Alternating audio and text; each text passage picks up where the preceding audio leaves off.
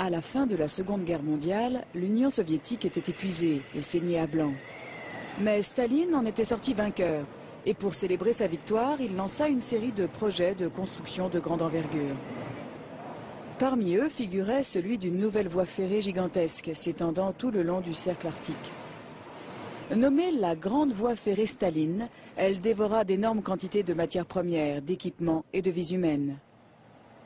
Des centaines de milliers de prisonniers furent affectés à sa construction.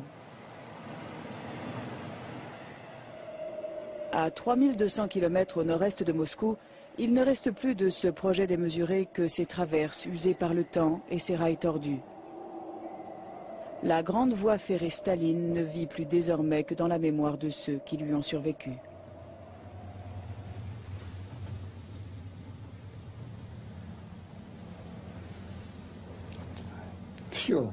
J'y ai perdu toute ma joie de vivre, tout ce qu'on entend généralement par vie. C'était pire que d'avoir simplement à survivre.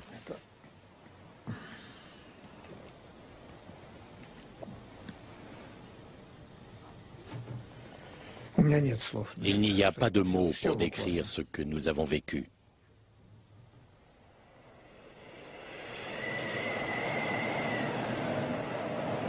Toute émotion humaine, aussi bien l'amour que l'amitié, l'envie, la pitié, l'honnêteté, les avaient abandonnés en même temps que la graisse de leurs muscles.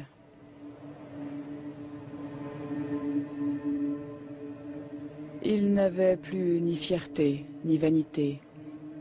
Même la jalousie et la passion ne semblaient plus que des concepts venus d'un autre monde. Il leur restait seulement la colère, la plus tenace de toutes les émotions humaines.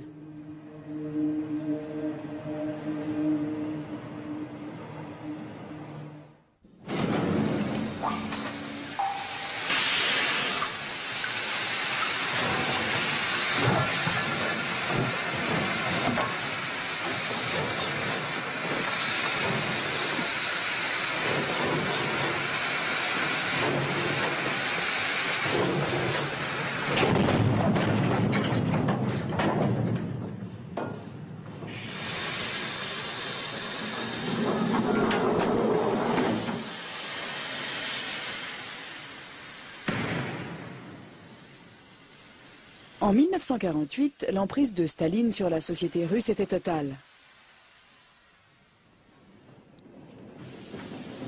Pendant 20 ans, il fit arrêter et déporter au goulag des millions de ses citoyens. En fait, quiconque représentait le moindre défi à son autorité. La guerre avait forcé Staline à relâcher la pression, mais une nouvelle vague de purges commença sitôt la paix revenue.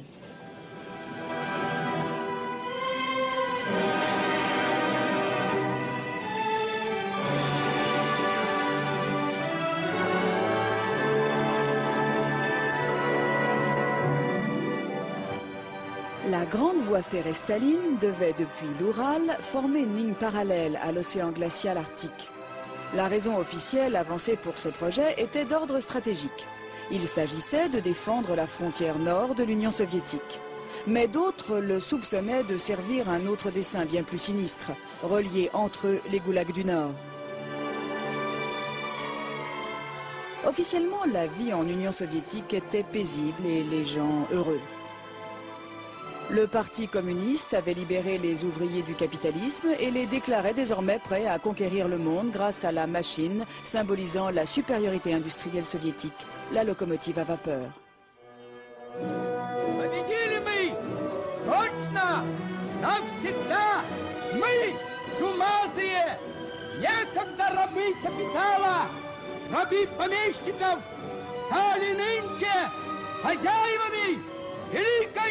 Железнодорожной державы навсегда победоносна!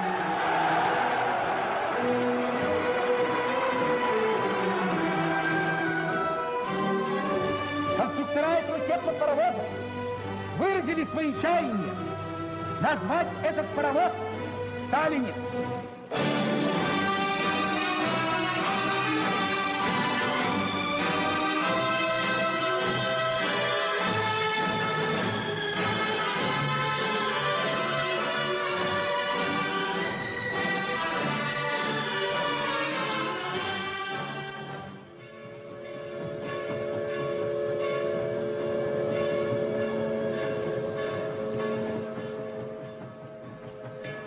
Georgi Bienkin, citoyen du RSS d'origine russe, fut arrêté lorsque les troupes soviétiques pénétrèrent en Chine en 1945.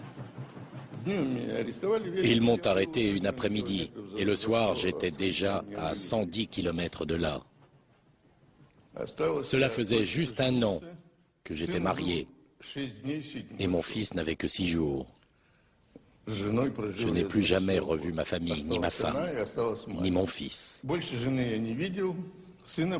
J'ai maintenant 75 ans et je ne les ai toujours pas revus depuis.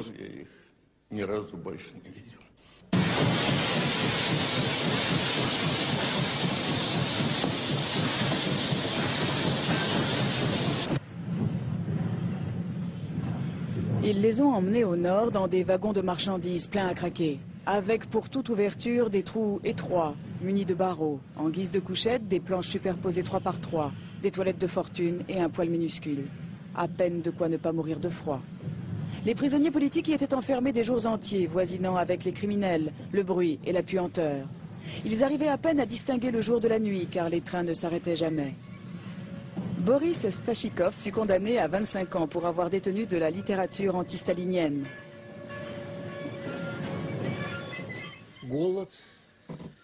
La faim nous tenaillait constamment.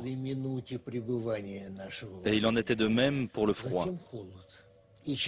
Plus on s'approchait du nord, plus on avait froid.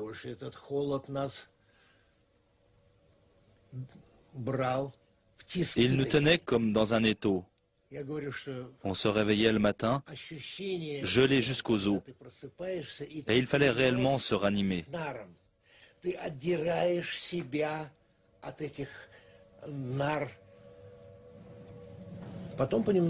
Très vite, les gens sont tombés malades. Ça a commencé par la diarrhée, avant de se transformer en diarrhée hémorragique, et puis en dysenterie. Ça a complètement décimé le convoi. Les gens ont commencé à mourir.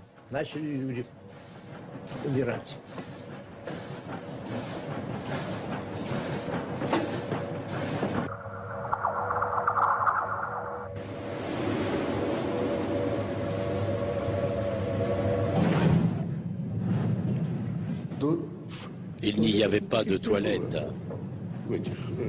Ils avaient juste fait 2 trous dans la paroi, mais trop petits pour que quiconque réussisse à sortir.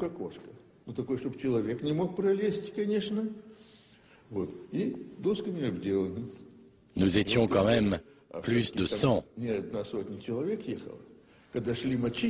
Quand on urinait, il se dégageait de la vapeur qui s'élevait au-dessus de ces trous et se transformait instantanément en givre, formant comme une sorte de fine neige. Les gens avaient tellement soif qu'ils ramassaient l'urine gelée et la grattaient avec leurs ongles pour en recueillir de l'eau qu'ils buvaient.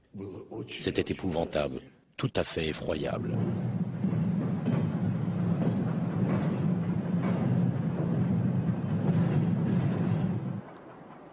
Qui pourra jamais décrire le désespoir dont était empreinte cette marche en avant qui emmenait ces hommes loin de leurs femmes?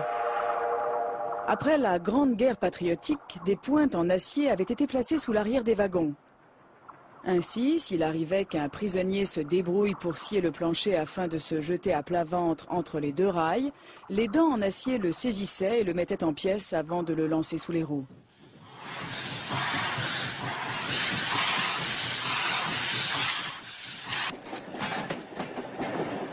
Pour ceux qui tentaient de s'échapper par le toit après avoir réussi à y pratiquer une ouverture, on avait mis au point des projecteurs dont les faisceaux, comme des flèches, perçaient l'obscurité de la locomotive jusqu'au dernier wagon. Enfin, une mitrailleuse était pointée dans l'axe du train. Et tout le monde en connaissait l'usage.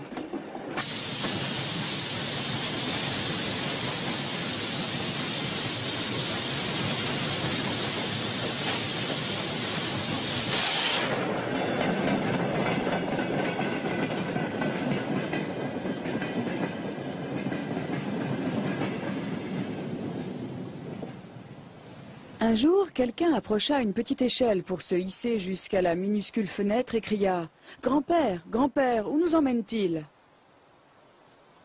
Et tout le monde put entendre la voix lasse du vieil homme leur répondant « En Sibérie, mes enfants, aux travaux forcés. »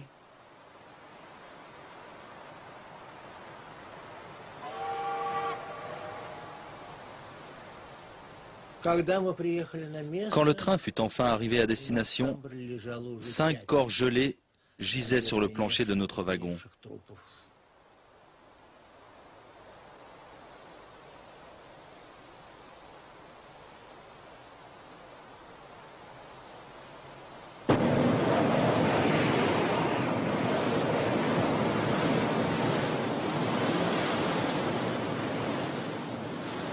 Construire un chemin de fer dans l'Arctique était une entreprise colossale. Tout devait être transporté par voie d'eau à des milliers de kilomètres au nord et donc durant un laps de temps très court avant que les rivières ne soient prises par la glace. Les prisonniers étaient entassés par milles dans les cales des péniches. Nikolai Mankiewicz, soldat décoré, fut condamné à 10 ans pour avoir discuté certaines idées avec un commissaire politique. Je me souviens que j'étais là, assis au milieu. Au-dessus de nous et en bas se trouvaient des lucarnes munies de barreaux. Nous étions assis par terre, à même la cale. Ils nous nourrissaient de harengs pourris.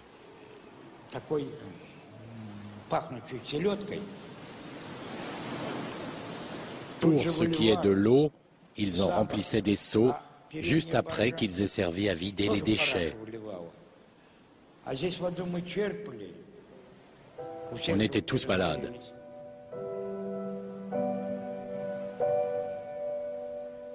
Alexandre Snorsky, jeune étudiant en médecine, fut accusé d'agitation anti-soviétique et condamné à 10 ans. Les gens devenaient de plus en plus faibles. Bon, pour ce qui était de pisser, ça allait encore. Mais dès qu'il s'agissait de faire autre chose, il fallait grimper sur les tonneaux et se tenir en équilibre au bord.